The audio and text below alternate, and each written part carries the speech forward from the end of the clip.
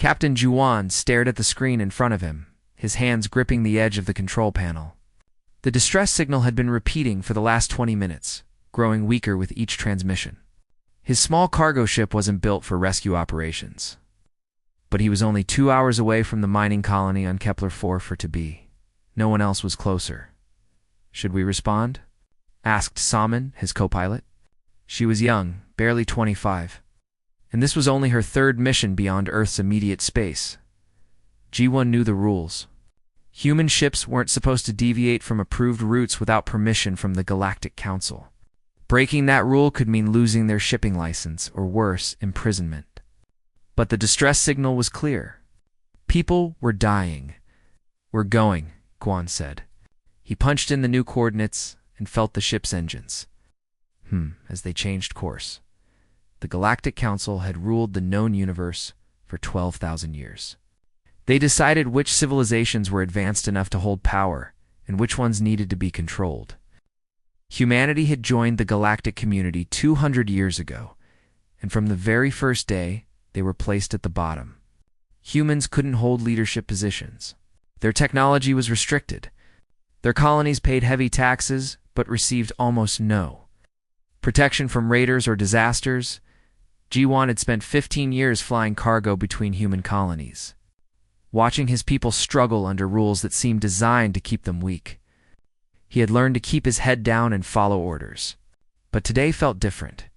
When they arrived at Kepler-4, to be G1's heart sank. 3 Vacrine raider ships surrounded the colony. The mining station's shields were down, and fires burned across the outer sections. Bodies floated in the void near the destroyed docking bay. "Get the peacekeepers on the come," Juan ordered. The galactic peacekeepers were supposed to protect all member colonies. Their nearest base was only 3 hours away. Salmon worked the communications panel, her fingers shaking. After a moment, a face appeared on the screen. The peacekeeper officer looked bored. "This is Captain G1 of the merchant vessel. Morning Star. We're at Kepler-4 to be. The colony is under attack by Vacrine raiders. We need immediate assistance." The officer glanced at something off-screen. "That colony is behind on its protection fees. Our response protocols require full payment before we can deploy forces." Guan couldn't believe what he was hearing. There are families down there. Children. They're being killed right now. "That's unfortunate," the officer said, his voice flat. "But regulations are clear. No payment, no protection.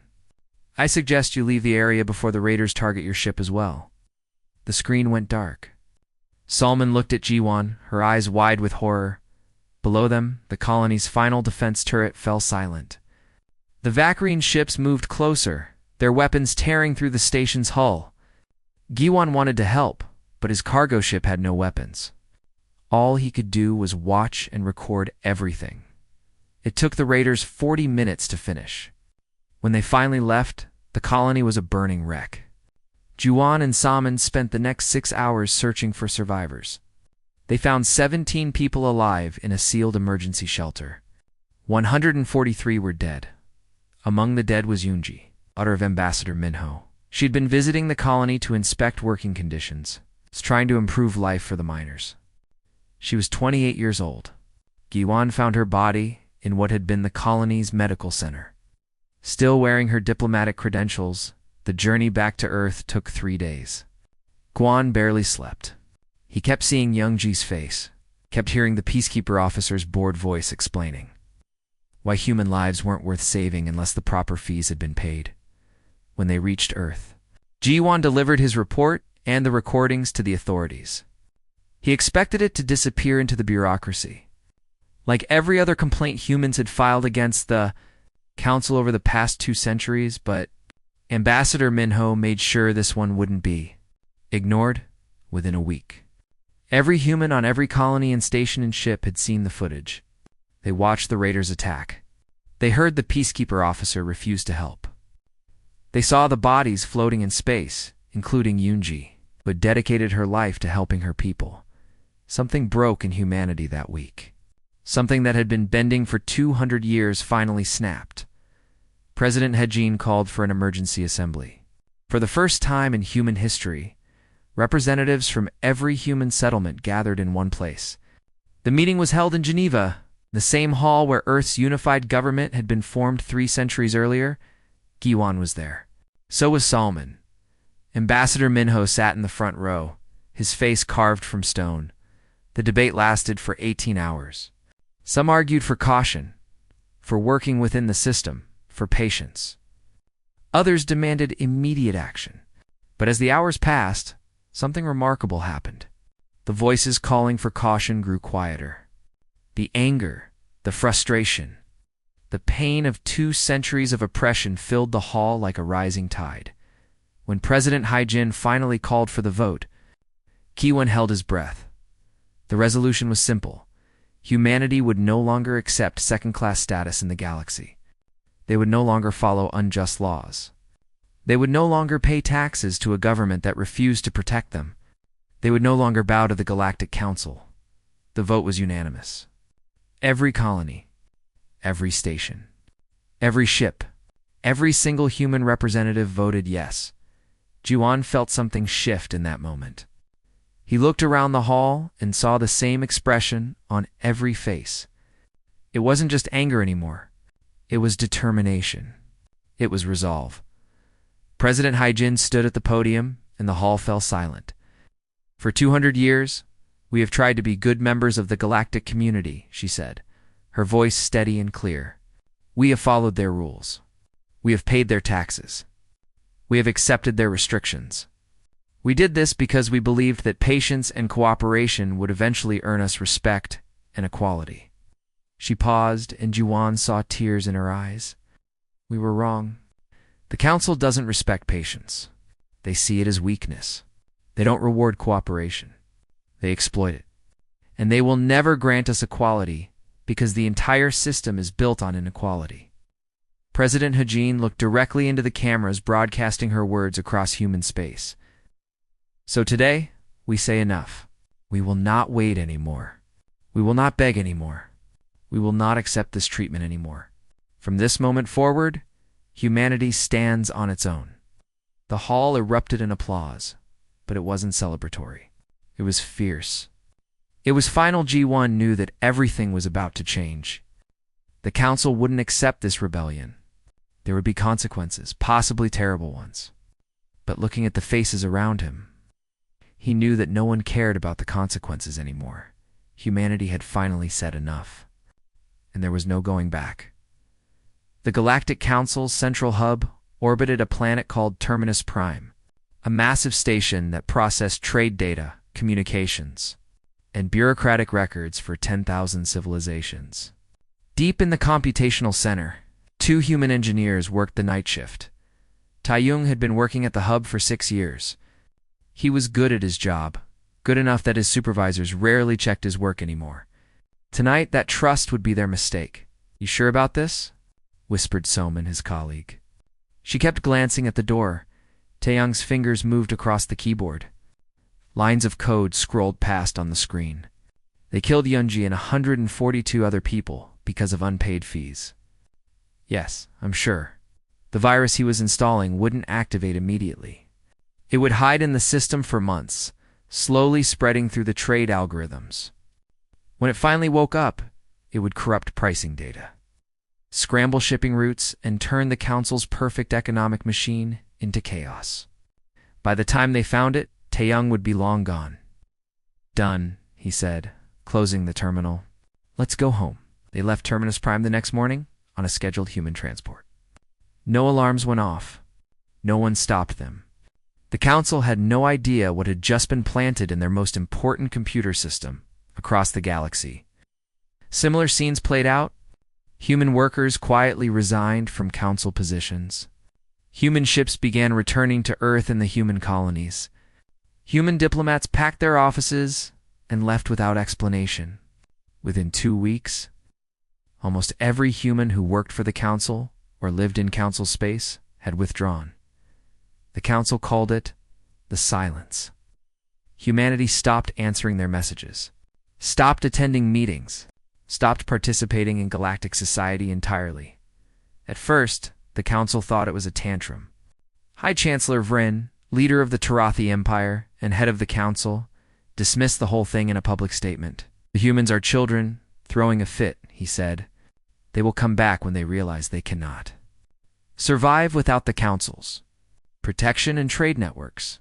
For Vren didn't know what humanity had been doing.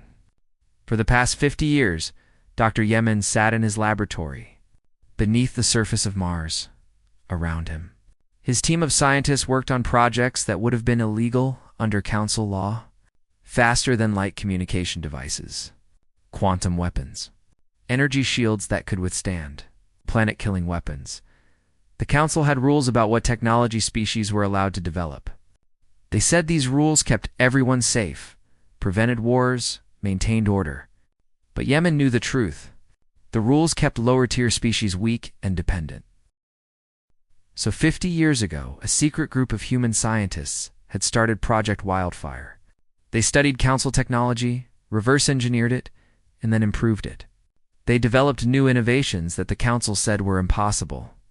And they did it all in secret, hidden in labs scattered across human space. Now, finally, their work would matter. "How long until the fleet weapons are ready?" asked Admiral Seogen. He had come to inspect the Mars facility personally. 2 months, Yemen replied. Maybe less if we skip some of the safety tests. Seogen shook his head.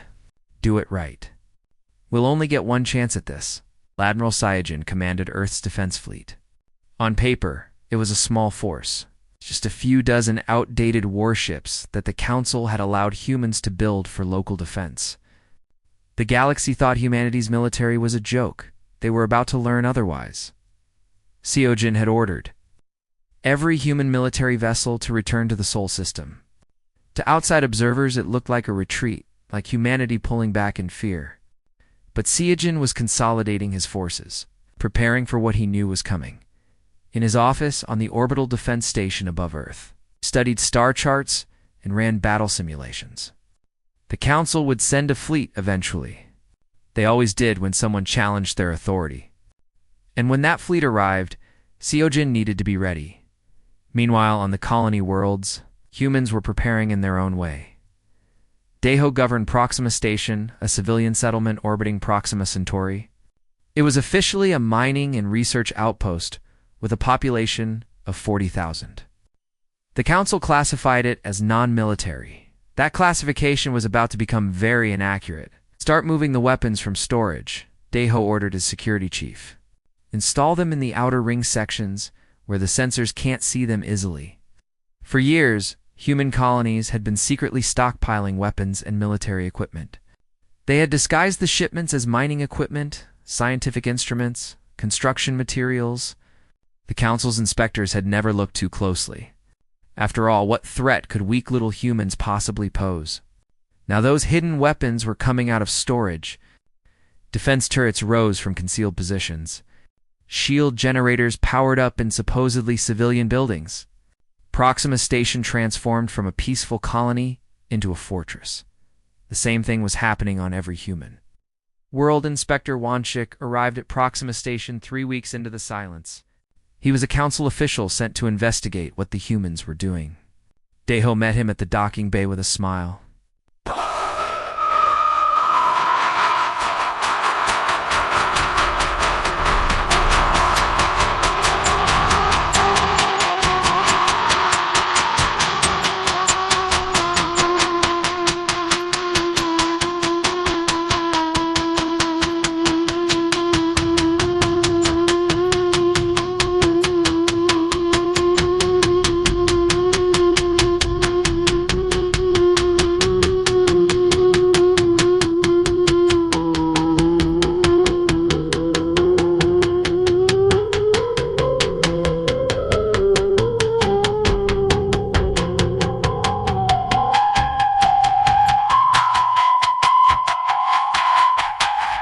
How can we help you?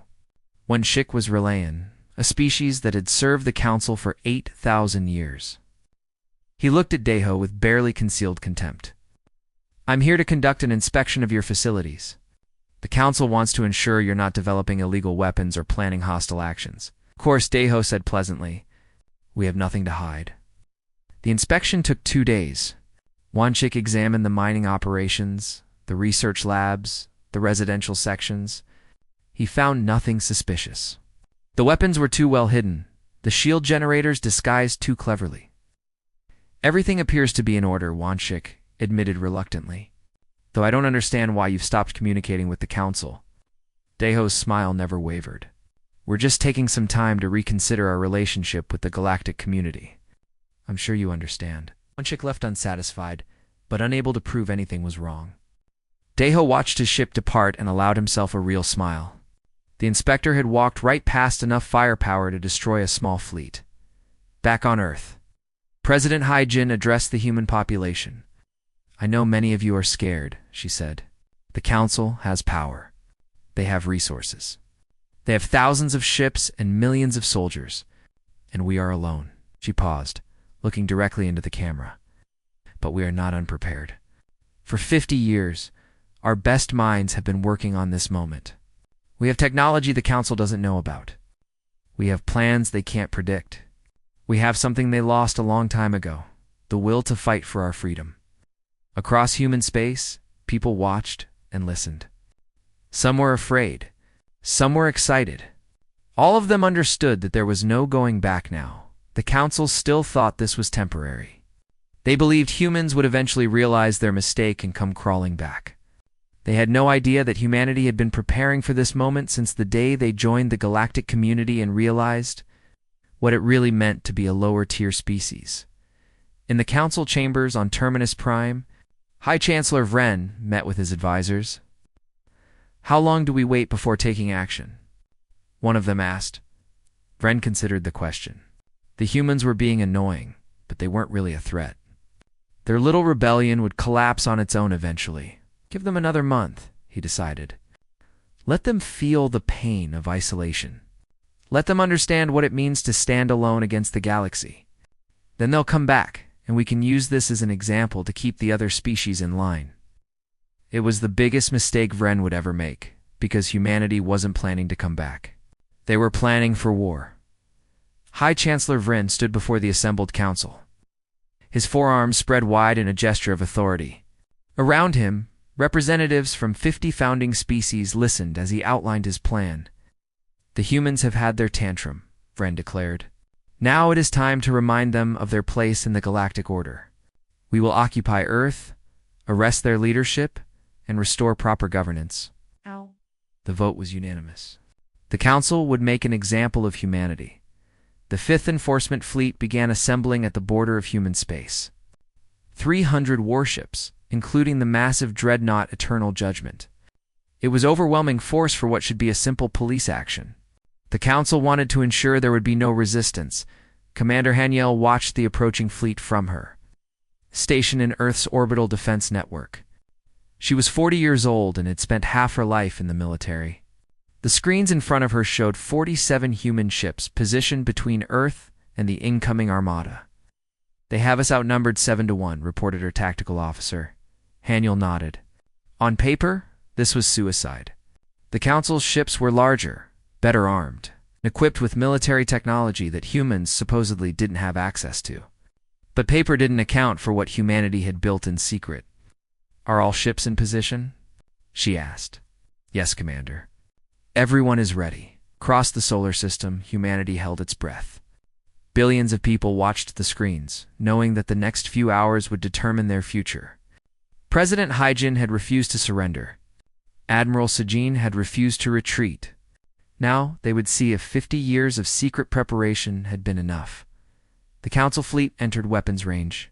Their commander, a Tarathi admiral named Skrell, opened a communication channel. Human vessels. You are ordered to stand down and allow Council forces to proceed to Earth. Resistance will be met with deadly force, Haniel responded calmly. This is Commander Haniel of the Earth Defense Force. You are not authorized to enter our space. Turn back now, Skrell laughed. Your 47 ships cannot stop us. This is your final warning. I know, Haniel said. Then she closed the channel and gave the order. Activate the virus. All ships, weapons free. Deep in the Council fleet's computer systems, Summon's virus woke up.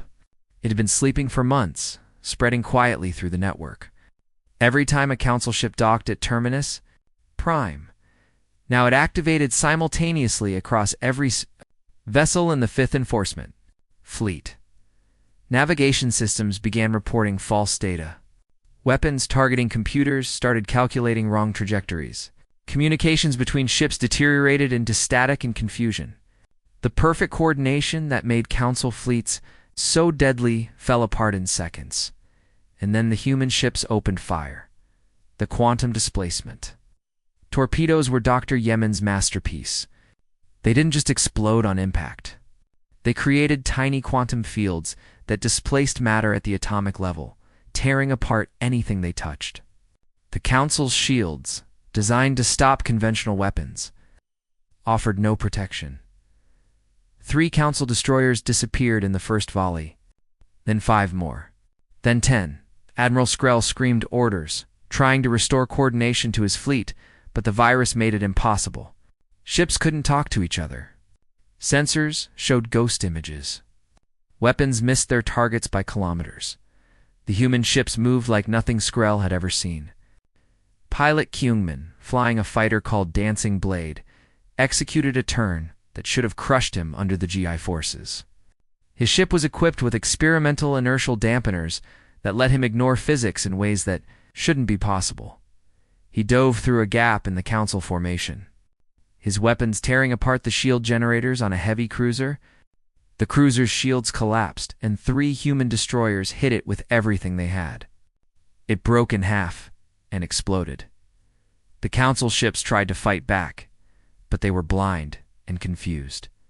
Every time they thought they had a target lock, the human ships moved in unexpected ways. Every time they tried to coordinate an attack, their communications failed. The gravitational field disruptors were even worse than the torpedoes. They created localized gravity wells that crushed ships like tin cans. A Council battleship that had survived 6 major wars was reduced to a ball of compressed metal in 3 seconds. Commander Haniel watched the battle unfold with grim satisfaction. The Council had grown arrogant over 12,000 years of unchallenged power. They had forgotten that. Desperation and necessity drive innovation better than comfort and superiority. Admiral, Skrell realized too late what was happening. The humans weren't just better prepared, they were technologically superior. Everything the Council thought they knew about human capabilities was wrong. All ships, retreat. He ordered, full withdrawal. But the virus had corrupted the fleet's retreat protocols. Half the ships didn't receive the order. The ones that did couldn't coordinate their movements. They crashed into each other trying to escape, creating more chaos. The battle lasted 18 minutes from first shot to final explosion. Of the 300 Council ships, only 1 survived. It was a small courier vessel commanded by a junior officer named She had argued against the invasion during the fleet briefing, warning that the humans might be more dangerous than they seemed. Her superiors had dismissed her concerns. Now she fled through space with footage of the battle, her hands shaking on the controls. Behind her, debris fields glowed where the mighty 5th Enforcement Fleet had been. She had to get this recording back to the Council. They needed to know what they were really facing. On Earth, the celebrations were muted. Yes, they had one. But everyone knew this was just the beginning. The Council wouldn't ignore this defeat. They would come back with more ships, more weapons, more determination. President Hajin addressed the population again that night. Today we proved that humanity can defend itself, she said. But we also started a war. The Council will not forgive this. They will send everything they have to destroy us. She paused, her expression serious. I won't lie to you. The coming months will be hard. Many of us may die. But we have shown the galaxy that we are not weak. We are not inferior. And we will not bow to tyranny anymore. Across human space, the message was clear. There was no going back. The war had begun. Commander Haniel walked through the orbital station, past windows showing the debris field. Somewhere in that wreckage were thousands of Council soldiers who had just been following orders. She felt no joy in their deaths. But she didn't regret them either. They had come to enslave her people. She had stopped them. That was all that mattered. In the council chambers on Terminus Prime, Ray's recording played for the assembled representatives. They watched in stunned silence as human ships tore apart their D-Force enforcement fleet. They saw weapons that shouldn't exist. They saw tactics that violated everything they thought they knew. It's about warfare. High Chancellor Vren's face was the color of ash. How is this possible? Someone whispered no one had an answer. The humans had been at the bottom of galactic civilization for 200 years. They had been restricted, controlled, and limited at every turn. Yet somehow they had developed technology that surpassed even the Council's most advanced weapons, Vren realized. His mistake then. He had thought the humans were weak because they accepted oppression. He had thought they were stupid because they followed unjust rules. He had thought they were inferior because the Council had labeled them that way. He had been wrong about all of it. The humans weren't weak. They were patient. They weren't stupid. They were clever. And they weren't inferior. They had just been waiting for the right moment to prove it. That moment had arrived. And the galaxy would never be the same. The Council's invincibility was shattered. Across the galaxy, other oppressed species saw the footage of the battle. They saw that the Council could be beaten. They saw that resistance was possible, and they began to wonder if the humans could do it. Why couldn't they? The Delphani homeworld had been enslaved for 5,000 years. They were a peaceful species, scientists and artists, and they had never stood a chance against the Council's military when it arrived millennia ago. For 5,000 years, they had worked in mines and factories. Their culture suppressed, their language banned, their children taken to be raised as servants. Then they saw the footage of Earth's victory. The rebellion started in the capital city's labor district.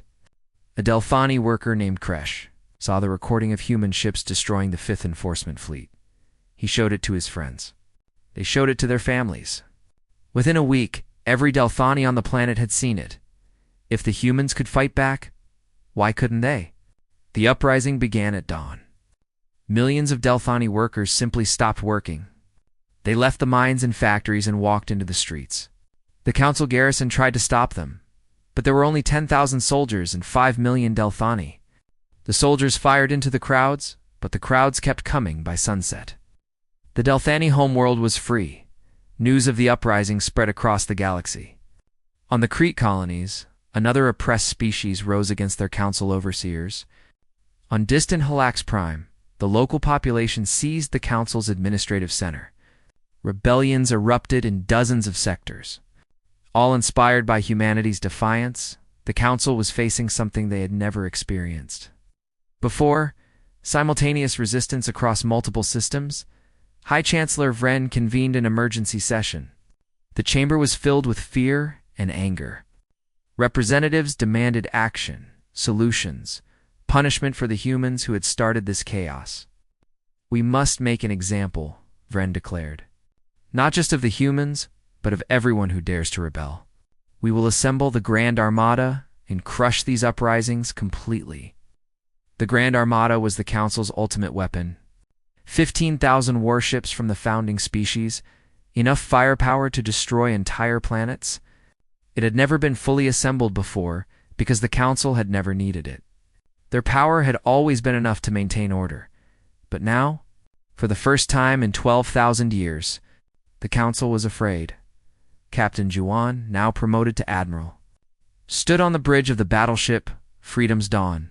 Around him, a fleet of human ships prepared to jump to the Delphani system. President Hygen had made the decision quickly. Humanity would not stand by while other species fought alone. "All ships report ready," his tactical officer reported. G1 looked at the star map. The Delphani homeworld was 3 days away at maximum speed. The Council garrison there had been reinforced with ships pulled from other sectors. The Delphani rebels were holding the planet, but they wouldn't last long without help. "Take us in," Juan ordered. The human fleet arrived in the Delphani system to find a battle already in progress. Council ships were bombarding rebel positions from orbit, while Delphani fighters tried desperately to defend their world with outdated weapons. "Target the Council bombardment ships," Giwan commanded. "Don't let them destroy what the Delphani just won, the human ships, tore into the Council forces with the same devastating weapons that had destroyed the Fifth Enforcement Fleet. Quantum torpedoes ripped apart shields, gravitational disruptors crushed hulls. Within an hour, the Council ships were retreating. On the planet's surface, Kresh watched the human ships drive off the Council forces. He had never seen anything so beautiful. His people were free and they weren't alone. The humans, who had their own fight, had come to help. The alliance was forming, whether the Council liked it or not. Meanwhile, Dr. Yemen was sharing humanities, medical technology with the Crete. The Crete had been suffering from a plague for decades, a biological weapon the Council had released to keep them weak and dependent. The Council provided just enough medicine to prevent total extinction, but never enough to cure the disease. Yemen's team had reverse-engineered the plague and developed a cure in 6 weeks. Now they were distributing it freely to Crete colonies across the galaxy. "Why are you helping us?" asked a Crete medical officer. "You barely know us." Yemen smiled. "Because the Council made the same mistake with you that they made with us. They thought if they kept you sick and desperate, you'd never be a threat. We're proving them wrong together." On Earth, Ambassador Sun Gai worked 18-hour days, coordinating with rebel factions across the galaxy. His office was filled with communication screens showing representatives from 30 different species. They were building something unprecedented: coalition of the oppressed. The Council had maintained power for so long by keeping everyone separate and afraid. They had convinced each species that they were alone, that resistance was impossible, that accepting oppression was the only way to survive. Humanity was proving that was a lie. In her laboratory, scientist Yuna put the final touches on Project Oracle. It was a quantum communication network that allowed instantaneous communication across galactic distances. The Council said such technology violated the laws of physics. Yuna had proved them wrong. "Network is online," she reported to President Haijin. "With Project Oracle, the rebellion could coordinate in real time. No more delays. No more miscommunication. Every rebel fleet, every uprising, every resistance cell could work together as if they were in the same room. It was a game changer. The Grand Armada assembled at Terminus Prime, 15,000 ships, the largest fleet ever created. High Chancellor Vren personally took command of the flagship Eternal Dominion. This wouldn't be a police action. This would be total war. "We will start with the human colony of New Sol," Vren announced. "We will destroy it completely, leaving no survivors. Then we will move to Earth itself. The humans want war? We will give them annihilation." The Grand Armada departed, and the galaxy held its breath. But Admiral Siogen had known this was coming. He had been preparing for months, studying the Council's tactics, predicting their moves.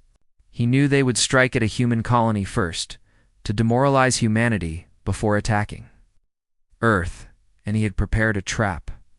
When the Grand Armada arrived at New Sol, they found not a vulnerable colony, but a massive fleet waiting for them. Human ships, yes, but also Delthani vessels, Crete fighters, and ships from 30 other species that had joined the rebellion. For the first time in galactic history, the Council faced unified opposition. "All ships. Battle formation," Vren commanded, his confidence shaken but not broken. He still had superior numbers. He still had the most powerful fleet in the galaxy. The battle that followed was unlike anything the galaxy had ever seen. 15,000 Council ships against 8,000 rebel vessels. The space around New Sol became a storm of weapons fire, exploding ships, and desperate maneuvers. Admiral Siogen commanded from the battleship Defiance. Around him, his crew worked with precision born from endless simulations and training. They had practiced this battle 1,000 times in virtual reality. Now, it was real. The Council's ships were powerful, but they fought as they always had, with overwhelming force and rigid tactics. The rebels fought with desperation, creativity, and the coordination that Project Oracle provided, and they had humanity's quantum singularity. Mines. The mines were Yuna's second masterpiece. They created miniature black holes that tore apart space-time itself. When they detonated in the middle of the Council formation, the results were catastrophic. Entire squadrons disappeared into gravitational vortexes. Ships nearby were crushed by impossible forces. High Chancellor Vren watched in horror as his fleet was torn apart. This wasn't supposed to happen. The Council was invincible. They had ruled for 12,000 years. They had never lost a major battle. But they were losing now. Ships retreat, Vren ordered, his voice breaking. The flagship Eternal Dominion tried to withdraw, but a quantum mine detonated too close. The ship was caught at the edge of the singularity. Vren had 3 seconds to realize his mistake before the flagship was pulled into the void and crushed to atoms. The Grand Armada shattered. Some ships retreated. Others fought to the last. Many simply surrendered, their crews refusing to die for a cause that suddenly seemed doomed. When the battle ended, 5,000 Council ships were destroyed or captured. The remaining forces fled in disorder. The rebellion had won at a terrible cost. 2,000 rebel ships were lost, hundreds of thousands of lives, but they had broken the Council's invincibility forever. On Earth, the celebrations were muted by grief. They had won the battle, but the war was far from over. And everyone knew that the price of freedom was written in blood. The war ground on for 3 more years. There were victories and defeats on both sides. Colonies burned. Ships were lost. Millions died. But slowly, inevitably, the Council's grip on the galaxy weakened. The problem was simple. The Council had maintained power through fear and superiority. Once that illusion was shattered, everything else fell apart. Species that had been neutral declared for the rebellion. Council member states began defecting. Even some of the founding species questioned whether the old order was worth preserving. Admiral Mal Giwan commanded the liberation fleet that freed the Crete mining colonies. He watched Crete families emerge from underground tunnels where they had been forced to work for generations. Children who had never seen sunlight stood blinking in the light of their own sun. "Thank you," a Crete elder said to him. "We had forgotten what freedom felt like." Guan shook his head. "Don't thank us. You fought for this too. We all did it together." That was the key to humanity's success. They hadn't tried to dominate or replace the Council. They had built a coalition, shared their technology freely, and fought alongside everyone who wanted freedom. It was the opposite of everything the Council had done for 12,000 years. On the front lines, the war continued. But in the shadows, something else was happening. Ambassador Sungjai had been having quiet conversations with moderate Council members. Not everyone in the Council supported the war. Many were horrified by the violence, disturbed by the brutality the Council employed against rebels, and worried about the future. One of these moderates was Rendek, a Tarathi statesman who had served the Council for 200 years. He was old, tired, and increasingly convinced that his civilization had lost its way. "What do the humans want?" Rendak asked Sungjai during a secret meeting on a neutral station. "We want what everyone wants," Sungjai replied. "To live free, to be treated with respect, to have a say in our own future. And if the Council surrenders, what then? Will you take revenge?" Sungjai considered the question carefully. President Haijin doesn't want revenge. She wants justice. She wants a galaxy where no species is considered inferior, where everyone has equal rights, where conflicts are resolved through dialogue instead of oppression. Rendak looked skeptical. "That's a beautiful dream, but dreams don't survive contact with reality," Ibi Sungjai admitted. "But the alternative is fighting until everyone is dead. Is that really better?" The conversation was the first of many. Slowly, Sungjai built a network of Council members who were willing to consider peace. On the battlefield, the tide continued to turn against the Council. After 3 years of war, they controlled less than half the territory they had ruled before. Their fleet was shattered. Their economy was collapsing. Rebellions burned on 100 worlds. The remaining Council members gathered on Terminus Prime for what everyone knew would be their final session. The chamber that had once held 500 representatives from across the galaxy now held fewer than 100. The others were dead, defected, or simply gone. The mood was grim. They had lost. Everyone knew it. The only question was how the end would come. Then Ambassador Sungjai arrived.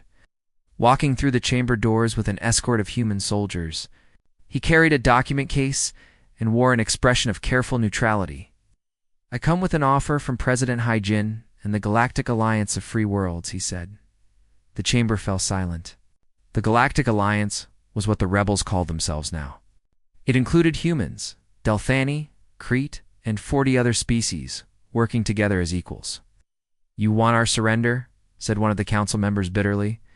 "We want peace," Sungai corrected. "There's a difference." He opened the document case and distributed copies of the proposed treaty. The council members read it in silence, and as they read, confusion replaced anger. This wasn't a surrender document demanding humiliation and punishment. It was a proposal for a new galactic government called the Galactic Accord. Under the Accord, all species would have equal representation, regardless of their military power or technological level. Decisions would require consensus, not dictates from the powerful. Technology and knowledge would be shared freely. Military force could only be used defensively or, with the unanimous consent of member worlds, species could govern themselves however they wanted. No one would be forced to join. But those who did join would be protected and supported by everyone else. "Hey, this is madness," someone said. "How can you expect thousands of civilizations to agree on anything?" "The same way we've been agreeing for the past 3 years," Sungjai replied.